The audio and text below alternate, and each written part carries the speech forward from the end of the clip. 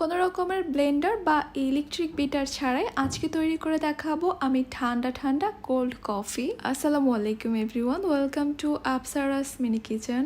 আজকে আমি একদমই সহজ ওয়েতে আপনাদের সাথে শেয়ার করব খুবই মজাদার ঠান্ডা ঠান্ডা কোল্ড কফি। প্রচণ্ড এই গরমের মধ্যে একবার যদি এই কোল্ড কফিটি আপনারা বাসায় তৈরি করে খান তাহলে কিন্তু আর কখনো রেস্টুরেন্টের কোল্ড কফি খেতে চাইবেন না। ছোট থেকে বড় সবাই কিন্তু এই কোল্ড কফি খেতে পছন্দ করে।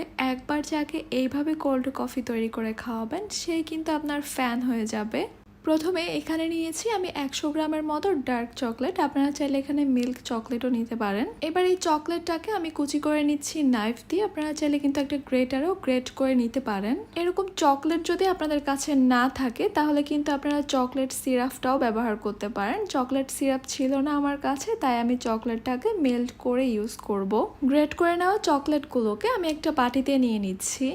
এরপর এখানে দিয়ে দিব আমি হাফ কাপ গরম দুধ, আর দুধটা কিন্তু অবশ্যই ভালো মতো গরম করে নিতে হবে। এবার দুধ আর চকলেটটাকে খুব ভালোভাবে মিশিয়ে নিতে হবে, আর কিছুক্ষণ মিশিয়ে নিলেই দেখতে পারবেন চকলেটটা খুব সুন্দরভাবে মেল্ট হয়ে একটা চকলেট সস তৈরি হয়ে যাবে বা চকলেট সিরাপ। আমি একটু দেখিয়ে দিচ্ছি চকলেট সিরাপ বা চকলেট সসটা এখন ঠিক কিরকম হয়েছে। দেখতেই পাচ্ছেন এটা কিন্তু ঠান্ডা হয়ে যাওয়ার পর আরও কিছুটা ঘন হয়ে যাবে। এবার যে গ্লাসে কফিটা সার্ভ করব সেই গ্লাসের মধ্যে আমি এইভাবে চকলেট সিরাপটা দিয়ে একটু ডেকোরেশন করে নিচ্ছি।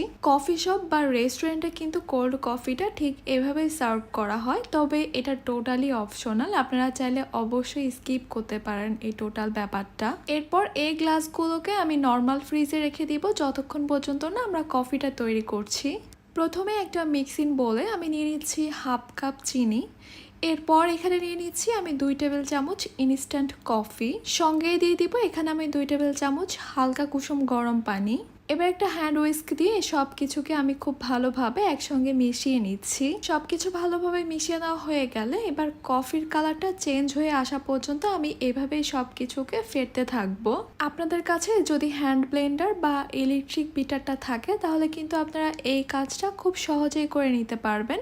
সেক্ষেত্রে আপনাদের সময় লাগতে পারে 3 থেকে 4 মিনিটের মতো। তবে আমাদের সবার বাসায় তো আর হ্যান্ড ব্লেন্ডার বা ইলেকট্রিক বিটার থাকে না, তবে আমার মনে হয় আমাদের সবার বাসায় কম বেশি এরকম একটা হ্যান্ড উইস্ক থাকে। একটু সময় লাগবে, প্রায় 10 থেকে 12 মিনিটের মতো এভাবে অনবরত উইস্ক করতে থাকতে হবে, তাহলেই কিন্তু খুব সুন্দরভাবে একটা ফোমি আর ঘন মিশ্রণ তৈরি হবে। দেখতে পাচ্ছেন আমি প্রায় 7-8 মিনিটের মতো এইভাবে অনবরত ফেটে নেওয়ার পর কিন্তু এখন চিনিটা গলে গিয়ে কফিটার কালারটা কিছুটা চেঞ্জ হয়ে আসছে। তবে আমি আরও বেশ কিছু সময়ের জন্য এটাকে ফেটে নিব, কারণ আমি চাচ্ছি এই মিশ্রণটা আরও কিছুটা ঘন হতে আর কালারটাও কিছুটা চেঞ্জ হবে। আমি 10-11 মিনিটের মতো এইভাবে অনবরত উইস্ক করে নেওয়ার পর এখন দেখতে পাচ্ছেন কালারটা কিন্তু আরও কিছুটা চেঞ্জ হয়ে গেছে, আর এই মিশ্রণটাও কিন্তু আরও কিছুটা ঘন হয়ে গেছে।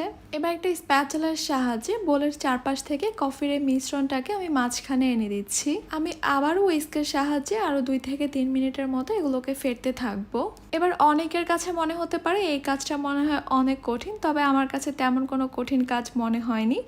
আর এত মজাদার একটা জিনিস খাওয়ার জন্য একটু কষ্ট তো করাই যায়, তাও আবার খুব কম সময়ের কষ্ট, বেশি সময় না। দেখতেই পাচ্ছেন আমার এই কফির মিশ্রণটা কিন্তু এখন ঠিক এরকম হয়েছে। কালারটা বেশ চেঞ্জ হয়ে গেছে আর থিকনেসটা ঠিক এরকম হয়েছে। যদি এর চেয়ে আরও ফোমি করতে চান ঠিক ডালগোনা কফির মতো তাহলে আরও অনেক সময় ধরে এটাকে ফেটতে হবে। তবে কোল্ড কফির জন্য এটাই ঠিক আছে, এর চেয়ে বেশি আর ফোমি করার কোনো প্রয়োজন নেই। গ্লাসগুলো ভালোভাবে ঠান্ডা হয়ে যাওয়ার পর আমি ফ্রিজ থেকে বের করে নিয়েছি। এরপর প্রথমে আমি দিয়ে দিচ্ছি তৈরি করে রাখা কফির মিশ্রণটা। আমি এখানে 4 থেকে 5 টেবিল চামচ কফির মিশ্রণ দিয়ে দিয়েছি, কারণ আমি যে গ্লাসগুলো নিয়েছি সেগুলো কিন্তু বেশ বড়ই ছিল।